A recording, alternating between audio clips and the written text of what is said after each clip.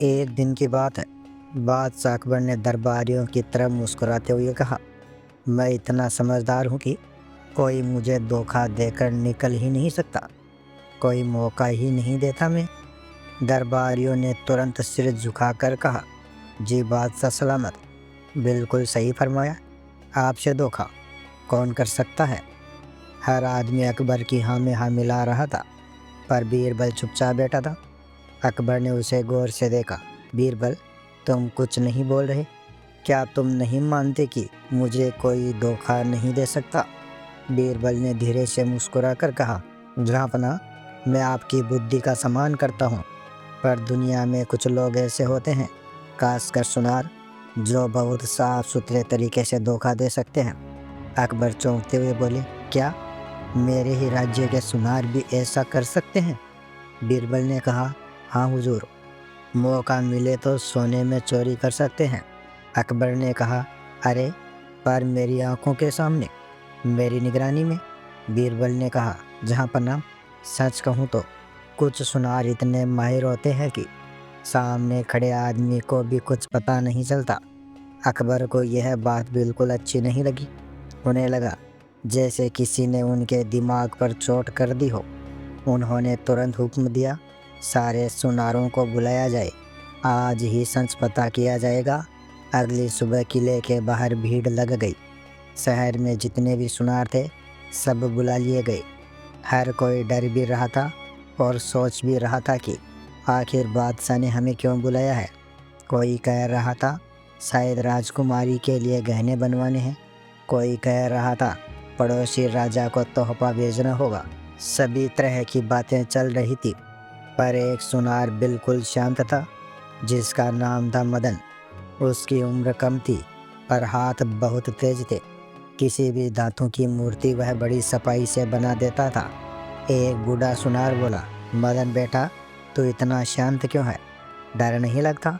मदन मुस्कुराते हुए बोला, डर किस बात का? बादशाह खुद बताएंगे क्या बात है। कुछ ही देर में सभी सुनार दरबार में पहुंच गए। अकबर आज बहुत सरल और सीधे अंदाज में बोल रहे थे। उन्होंने बिना घुमाए फिराए पूछा, एक बात सच सच बताना, क्या तुम लोग किसी की आंखों के सामने भी सोने में चोरी कर सकते हो? सभी सुनार एक दूसरे का चेहरा देखने लगे। अकबर ने कहा, डरो मत, सच बोलो। अब कुछ ने हिम्मत करके कहा, जहाँ पना, थोड़ा बहुत तो निकाला जा सकता है। दूसरा बोला, हम एक चौथाई निकाल सकते हैं। तीसरा बोला, हम आधा निकाल लें तो भी किसी को पता नहीं चलेगा। और तभी पीछे से आवाज़ आई, और मैं अगर चाहूँ तो पूरा सोना निकाल सकता हूँ। सबने मुड़कर देखा, ये मदन था। अकबर की आंखें चौड़ी हो गई। उन्होंने उसे पास बुलाया, पूरा सोना? सच में? मदन बोला, जी हाँ बादशाह सलामत। अकबर ने सादगी से पर हल्की चुनौती देते हुए कहा, तो ठीक है, आज से तुम रोज़ महल आओगे और मेरी नज़रों के सामने सोने की मूर्ति बनाओगे। मैं हर समय पहरा रखूँगा, तुम कुछ बाहर नहीं ले जा पाओगे, तुम्हारी तलाशी भी होगी। मदन ने बिना झिझक कहा, मंजूर है हुजूर। अकबर आगे बोले, अगर तुमने चोरी कर ली तो मैं तुम्हें खूब इनाम दूंगा, और अगर नहीं कर पाए तो राज्य से बाहर जाना होगा। मदन मुस्कुराते हुए बोला, बादशाह सलामत, मैं तैयार हूँ। अगले ही दिन सुबह सुबह मदन महल पहुँचा। दरवाजे पर सिपाही खड़े थे। उन्होंने मदन की तलाशी ली। एक सिपाही बोला, देख लेना, आज इतना फहरा है कि चींटी भी सोना नहीं ले जा पाएगी। मदन बस मुस्कुराया, उसे कोई फ़र्क नहीं पड़ा। जब वह अंदर पहुंचा तो अकबर पहले से ही बैठकर इंतज़ार कर रहे थे। बादशाह बोले, चलो मदन, आज से तुम्हारी निगरानी मैं खुद करूंगा। ज़रा बताओ किस चीज़ से शुरू करोगे? मदन ने कहा, जहाँ पना, पहले मिट्टी को गूंथ कर मूर्ति का ढांचा बनाऊंगा। मूर्ति धीरे धीरे तैयार होगी। अकबर ने सिर हिलाया, ठीक है, और ध्यान रखना, मैं तुम्हारी हर हरकत देख रहा हूँ। मदन ने मिट्टी उठाई, पानी मिलाया और धीरे धीरे मूर्ति का ढांचा बनाना शुरू किया। और मूर्ति का ढांचा बनाते बनाते पहला दिन पूरा हो गया। सिपाहियों ने मदन की फिर से तलाशी ली। कुछ नहीं मिला। मदन बिना किसी परेशानी के घर चला गया। दूसरे दिन अकबर थोड़े परेशान से बैठे थे। उन्हें यकीन नहीं हो रहा था कि मदन सच में पूरा सोना निकाल सकता है। जैसे ही मदन आया, अकबर ने फिर कहा, पहले तुम्हारी तलाशी होगी। मदन मुस्कुराते हुए बोला, जो हुक्म हुजूर। आज मदन ने मूर्ति का चेहरा बनाना शुरू किया।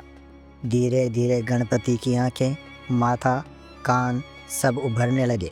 अकबर बोले, काम तो खूब अच्छा करते हो, पर चोरी अब तक तो कोई तरीका नहीं दिखा। मदन ने सिर्फ इतना कहा, जहाँपना, जो असली कला होती है वह अंत में दिखाई देती है। दूसरा दिन भी बीत गया। तलाशी ली गई, कुछ नहीं मिला। अब मूर्ति पूरी आकृति ले चुकी थी। शहर में भी खबर फैल चुकी थी कि मदन महल में अकबर की आंखों के सामने मूर्ति बना रहा है। लोग तरह तरह की बातें कर रहे थे, लेकिन अकबर की नज़रें एक पल के लिए भी मदन से नहीं हट रही थी। मदन काम करता रहा, लेकिन आज वह बार बार एक चीज़ कर रहा था। वह हर थोड़ी देर में मिट्टी का छोटा सा ढेला उठाता और उसे बगल में रख देता। अकबर को लगा शायद यह साधारण बात है। बीरबल ने भी ध्यान से देखा, पर उन्हें भी कोई शक नहीं लगा। तीसरा दिन भी बिना किसी चाल के गुजर गया। अब काम सोना लगाने का था। अकबर ने आदेश दिया, आज तो ज़्यादा नज़र रखनी होगी। सोना गलाकर मदन छोटे छोटे हिस्सों में मूर्ति पर चढ़ा रहा था। यह काम बहुत महीन था। मदन के हाथ लगातार चलते रहे। सोना चमकता जा रहा था। अकबर और बीरबल आंखें गड़ाए बैठे रहे। मदन ने एक बार भी ऐसा कोई मौका नहीं दिया कि उस पर शक किया जाए। और फिर शाम को तलाशी, फिर कुछ नहीं मिला। अकबर परेशान थे। उन्होंने बीरबल से कहा, यह लड़का आखिर चोरी करेगा कैसे? 4 दिन हो गए, कुछ समझ नहीं आ रहा। बीरबल बोले, जहाँपना, यही तो बात है। जब चोरी इतनी खुली आंखों के सामने हो तो देखने वाले को दिखती ही नहीं। अकबर चौंकते हुए बोले, मतलब? बीरबल ने मुस्कुराकर कहा, मतलब कल बहुत खास दिन होने वाला है। 5वें दिन मदन पहले से ज़्यादा शांत दिख रहा था। मूर्ति लगभग पूरी बन चुकी थी, बस अंतिम छुअन बाकी थी। लेकिन आज उसके चेहरे पर एक अजीब आत्मविश्वास था। अकबर और बीरबल दोनों पूरे सतर्क थे। मदन ने काम शुरू किया, पर आज वह बहुत ज़्यादा मिट्टी गूंथ रहा था। अकबर बोले, इतनी मिट्टी क्यों चाहिए? मूर्ति तो लगभग तैयार है। मदन ने बिना घबराए कहा, जहाँपना, अंतिम परत सबसे महत्वपूर्ण होती है। लेकिन बीरबल के मन में घंटी बज चुकी थी। उन्होंने सोचा, यही चाल है, यही वह तरीका है, पर कैसे? मदन काम करता रहा और मूर्ति एकदम चमकदार और अच्छी दिखने लगी। दिन ढल गया, तलाशी हुई, कुछ नहीं मिला।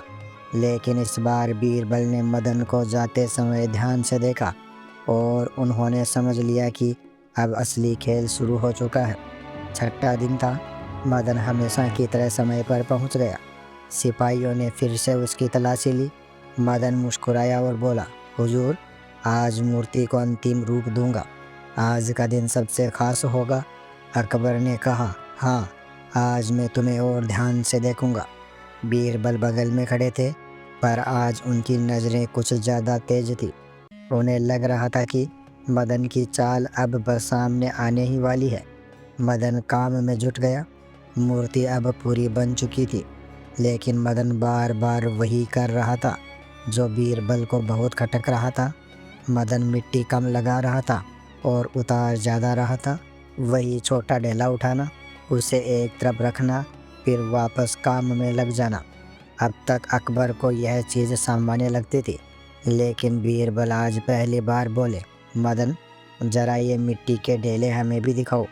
मदन बोला, हुजूर, यह तो बेकार मिट्टी है, मूर्ति से निकली है, इसमें देखने लायक कुछ नहीं। बीरबल मुस्कुराते हुए बोले, बेकार हो या कीमती, जब काम हमारी आंखों के सामने हो रहा है तो हर चीज़ देखने लायक होती है। अकबर बोले, हाँ, दिखाओ, हमें भी देखना है। दरबार में हल्की हलचल हुई। सिपाहियों ने वे ढेले बीरबल के सामने रख दिए। बीरबल ने एक ढेला उठाया, धीरे धीरे दबाया। मिट्टी की ऊपरी परत नरम थी, लेकिन अंदर से कड़क आवाज आई। अकबर चौंकते हुए बोले, क्या है इसमें? बीरबल ने ढेले को दबाया और मिट्टी टूट गई और अंदर से सोने की झिलमिलाती परतें दिखी। पूरा दरबार दंग रह गया। अकबर उठ खड़ा हुआ, यह तो सोना है। बीरबल बोले, जी जहाँपनाह, यही मदन की असली चाल है। अब बीरबल ने सभी ढेलों को एक एक करके तोड़ा। हर ढेले के अंदर सोने की पतली पतली चादरें, छोटे छोटे टुकड़े, सूखे पत्तों जैसे हल्के सोने के टुकड़े थे।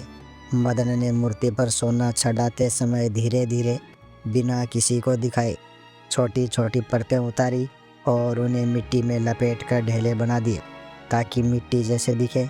अकबर हैरान, उनका मुंह खुला रह गया। बीरबल, यह कैसे, मेरी आंखों के सामने? बीरबल ने कहा, जहाँपनाह, जब चोरी आंखों में धूल झोंक कर की जाए तो देखने वाला वही देखता है जो उसे दिखाया जाता है। मदन ने काम इतनी सफाई से किया कि किसी को शक ही नहीं हुआ।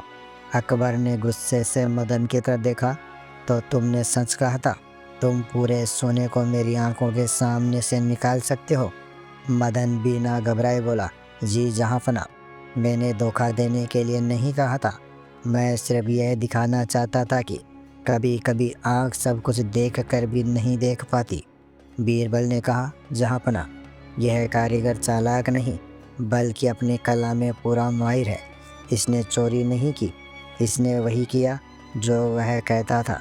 अकबर कुछ देर चुप रहे, फिर जोर से हंसे, वाह मदन, तुमने मुझे हरा दिया। तुम सच में पूरे सोने को गायब कर सकते हो।